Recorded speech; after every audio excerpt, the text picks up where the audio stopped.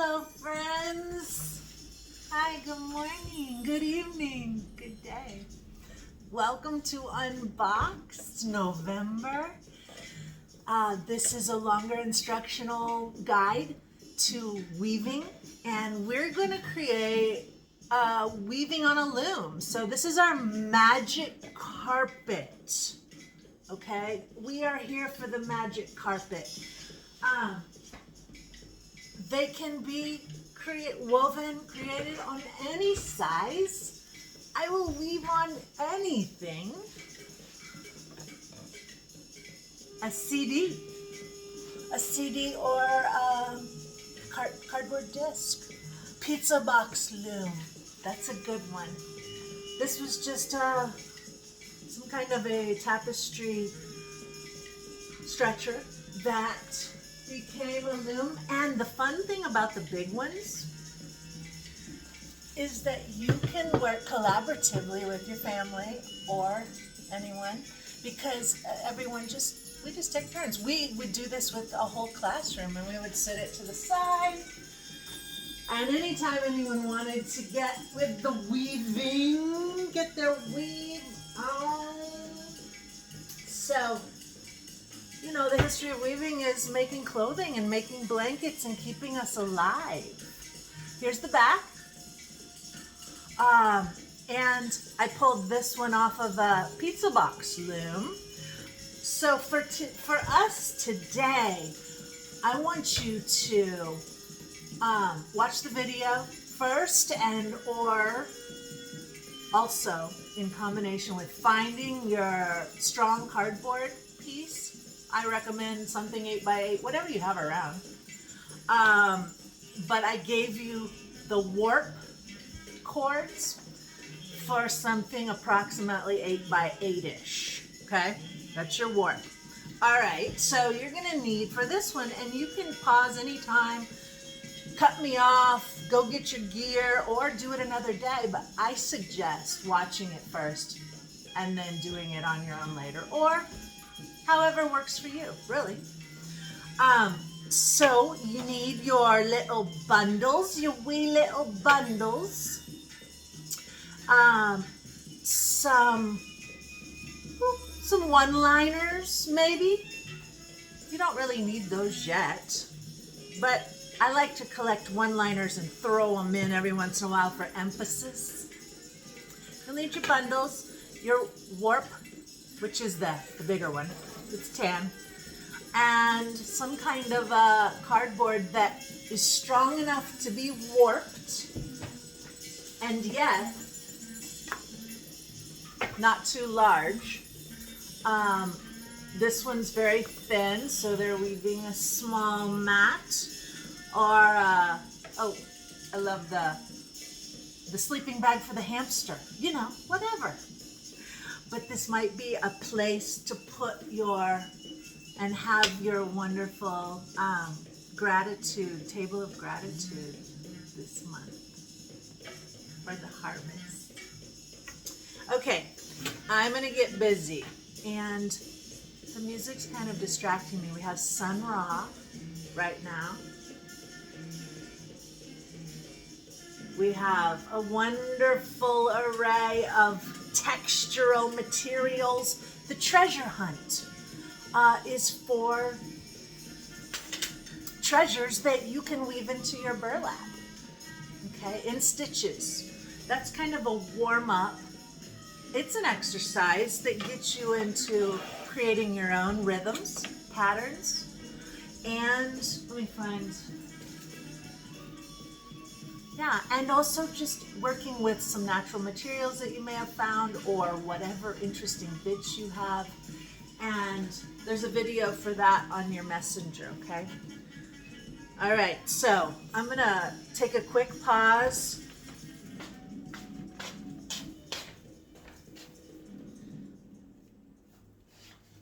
All right, and get into this. Our magic carpet. It can look like whatever you want. And this is a basic, it's a basic basket weave, okay? So sometimes You could take a basic basket weave and turn it into something really interesting beyond horizontal lines. I mean, there are no rules to this, right? I would recommend, if you have not woven before, let's do the weft. You know, let's work with the weft and the basket weave. And here we go, okay? I'm gonna get my head into the game. I'm so glad you're here. Now we're gonna need to have our notches in here. We need something to hold the warp cords. So you can either dive in, I'm gonna show you what this looks like, or get your ruler. You're gonna cut notches that are about 1/2 inch on both sides. I'm gonna use my loom as a vertical, and I'm gonna warp it vertically. So these are about 1/2 inch deep, my notches, and they are approximately every 1/2 inch, more or less. I'm not going to measure, you go ahead. You just don't want them too shallow or too deep, because mine's going to be more for instructional purposes. Okay, and I'm going to zoom in too.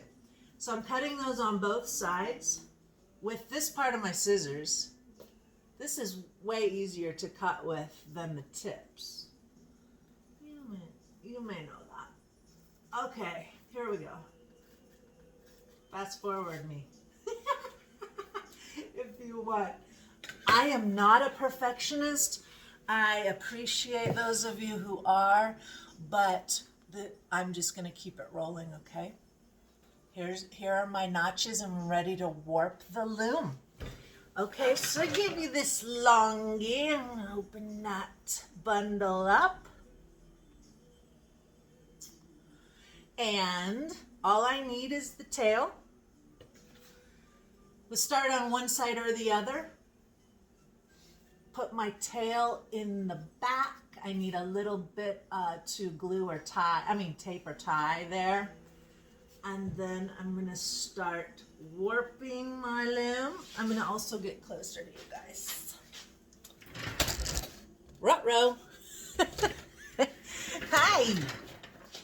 Okay, here we go. We're warping the loom, which is creating something to weave on, okay, with our weft. I'm just going to wrap and pull gently but tautly. Definitely need a taut warp. That's what I've found, that this synthetic yarn works well for this, is why I have quite a bit of it and shared it with you in your box. Okay. Warping the loom, and then we will weave with the weft. We're warping the loom. I like to just tape it in the back, personally. Oh, you'll notice that you may have more or less, you may have odd or even notches, so I'm going to take that one out. I don't need to use that notch because I'm going to tape the tails on the back. There we go. Alrighty, tape the tails on the back firmly.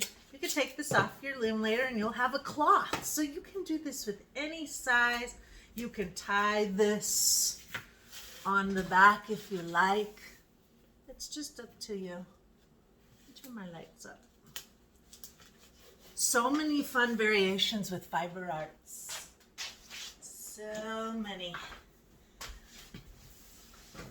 So you may have a lot more warp left or not, depending on the size of your cardboard. We're just roll with it, okay?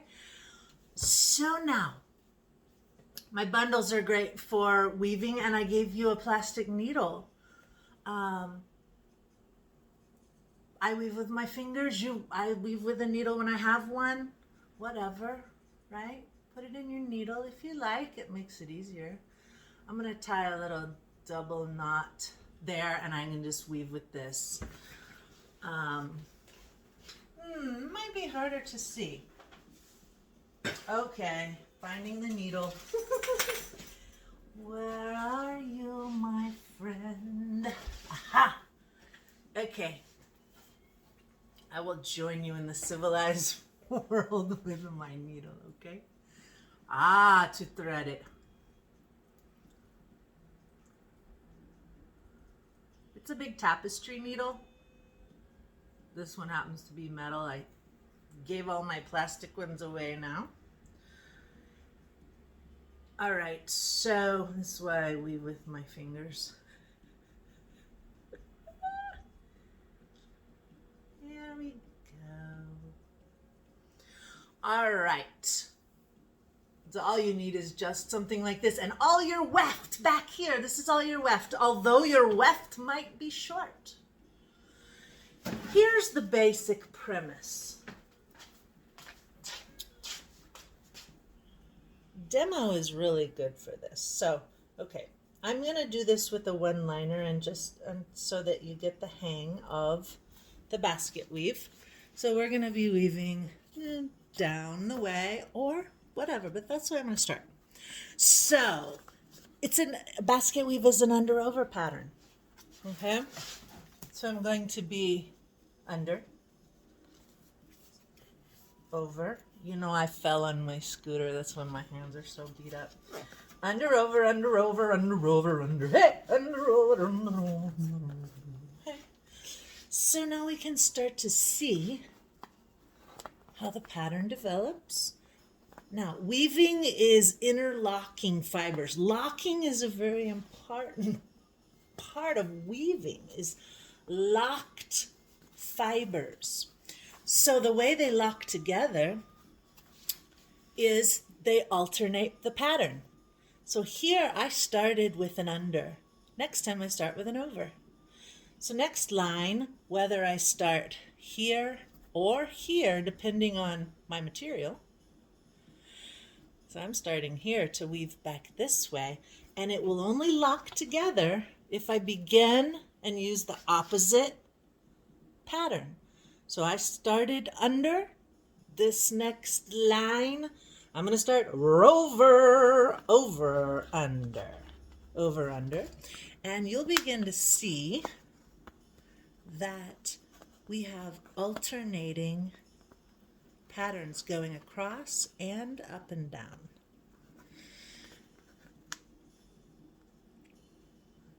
Okay, so I want to try to pull that to where I'm not going to hourglass my loom, my warp cords. Oh, so I'm going to hold that and pull it tautly now that my finger's holding the end so it doesn't pull too. And then I'm also going to work it up, and that's how I develop the cloth. Now you can see here that I used notches this wide. You might want to use more notches. The problem with getting them too close is that they can start to become weak and flimsy and floppy. Okay? All right. Oh my goodness. Wow. Oops. Oh my goodness. Here we go. Got my weft. Weave with the weft. Now, what do you do when you have this end thing? Well, if you're starting a new color, no matter how long it is, even whatever, I just tuck it into the back. I sort of weave it in and ignore it. It's also really best to weave it in later if you can, and I'll show you why. It can throw you off of your pattern. So I ended with the over, and I'm going to start with the under. So I'm going to zigzag, over, under, over, under, over, under, over. I started over, and I'm going to what we like to call an A-B pattern. I'm going to A-B it all the way, baby. A-B all the way across. And I'm going to pull all the way through. So I put in my large weft. And I'm going to pull it till it has a little something sticking out. I'll leave that in the back later. I don't mess with tying, honestly, unless you want to tie it on the back. Okay. All right. What is this going to look like now? So it's the opposite. If we read these lines going, we know they're AB going across. Are they AB going down? Yes, over, under, over, under, over, under, over. So next line, here I go. I've got all this good weft, and I'm ready to, I'm under, so I'm ready to over, under. And so once you get it going, easy as pie. I'll throw in a one-liner so you can see how that works. Don't forget to pull it through every time. And if you pull it through and it pulls out, you have not woven. It is not locked. It needs to be opposites to be locked, right? So if it's the same, if I'm under, or over, then it's going to pull out because it has not gone around this final warp cord like this and locked. So it has to go around that one. Okay, now how does one create interesting patterns and cool designs? Well, I just drew some simple triangular forms on my cardboard. And then I used my weft to sort of go until I was filling in that shape, right? So this is a pretty simple variation that I think looks cool. I like it. Yeah, these are fun. Just a little more advanced. Maybe I didn't even draw it on there. You can draw it on there. A woven mat, recycled mat with stems and popsicle sticks and whatever you have around, but you can weave on anything that has a pattern of holes, right? And while we're at it, I wanted to share this cool yarn art. It will be a yarn painting inspired by the Huichol Indians of Mexico. And this one was on a large cardboard that I felt like I wanted to start putting these designs on each side so that it could be somewhat of a centerpiece. Yeah, so that's just fun to play with. I'm getting into it. Okay, well, here we go. What's next? Doodle-doodle-doo. I'm going to throw in a one-liner for you. I'll use this stuff that I found. I sent you some of it. And since I'm over or under, we'll go under over. And I'm just going to throw in a one-liner. You can do it at any time. It's a point of emphasis. And I like them. Sometimes I weave whole mats with one-liners, because it makes it really different, diverse. You get these funky materials, sort of, and textures spraying out. Okay, so your cloth, I'll make sure it's always tightened up, right? Now I can keep going with my orange if I want. Well, what do you do with this? Well, later you'll weave it in. Or if it's all one-liners, you can have the fringe. All right, guys, you're amazing.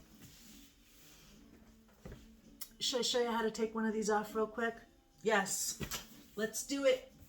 How do we do it to it? Well, I'm not going to take this one off. Do I have one I can take off of the loom? I'll take this one off. All right.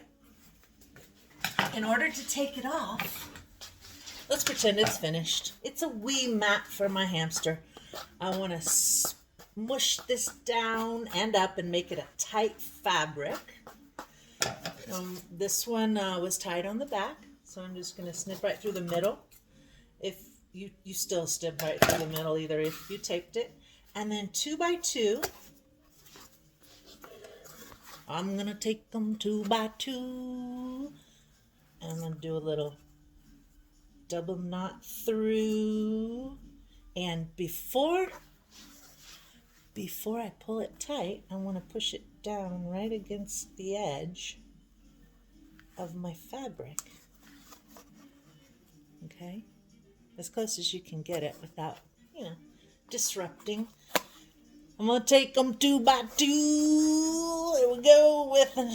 I will not do all these right now in front of you, but you can trim the fringe. You can put a bead in here. Oh, hi, we're pretty close, aren't we? Hi, good to see you. And, whatever you want, right? So that's just a 2 by 2. You may need to tie 3, depending on your weave. Oh, this one has some lovely animal fur in it. Yeah, this is, I believe, alpaca.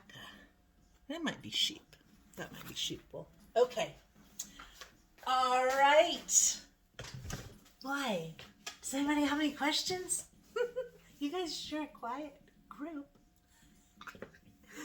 I am having so much fun with Unboxed. I hope you are. I hope it gives your life some joy and an interesting moment where you can just forget, let everything fall away, right? So this is Flying Carpet. May it take you to all of your dream destinations. We will work with felting next. And let's see, what else? Oh, if you want to make a large blanket, what would you do? Because I just have small pizza boxes or cardboard boxes. How do I make a blanket or a coat?